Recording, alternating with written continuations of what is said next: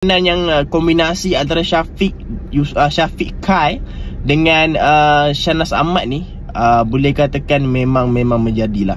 Kalau Syafiq dah biasalah kau dah tengok kan, sejak kebelakangan ni memang banyak dia punya keluar dalam filem. Dan Shahnaz Ahmad, aku boleh katakan dia punya lakonan tu betul-betul diri dia sendiri. Betul-betul dia menghayati dan diterjemahkan dalam bentuk sempoi, dah santai saja. Dan itu korang kena tengok dia punya hasil final dia. Dan dari segi sudut yang lain, dari segi color grading, dari segi mood cerita tu, lighting, apa yang aku perhatikan memang banyak gila sebenarnya. Bila aku tengok sekali tu kan, banyak lighting dia letak ni kan.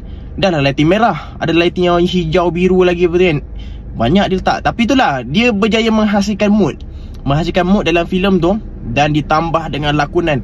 Satu lagi, sound kan, bila dia dikombinasikan, digabungkan dengan visual, babat tikam menikam ni, terasa babe.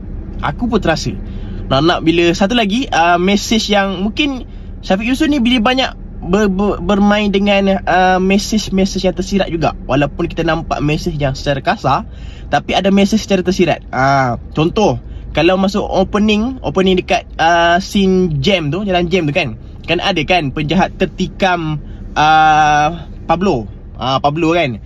Tapi dia twist balik message tu macam adalah korang kena tengok lah. Benda tu berlaku dalam cerita tu di part yang terakhir, antara part yang terakhir. Dan korang kena tengok cerita tu, cerita Blood Brothers ni, sebab banyak pengajaran lagi satu. Dan dia memang sesuai untuk ke semua orang Malaysia. Dia punya mesej ni umum, tapi dia meninggalkan satu kesan yang ada pengajaran dia, ada isi dia. Di samping kita tengok ada babak-babak lakonan yang ganas, tumbuk menumbuk kan, tikam menikam kan.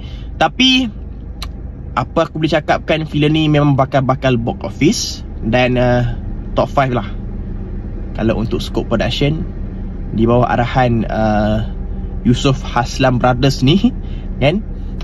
Memang Syafiq kali ni mungkin banyak tahun dia dah keluarkan filem kan. Dan aku harap Syafiq teruskan momentum ni. Aku rasa kalau nak bagi berkenaan dengan aksi, makanan Syafiq Yusof dan juga makanan Samsul Yusof. Okay. Dan kalau boleh, aku nak tengok juga hasil tangan Samsul Yusof, yang mana akan datang tahun ini juga. Khawarij dan juga apa lagi satu tu, dah lupa lah. Ni OG okay, Original Gangster. Gangster juga. Okay. Dan aku pun sentiasa menantikan buah tangan Samsul Yusof juga. Dan Syafiq Yusof, aku juga nak tengok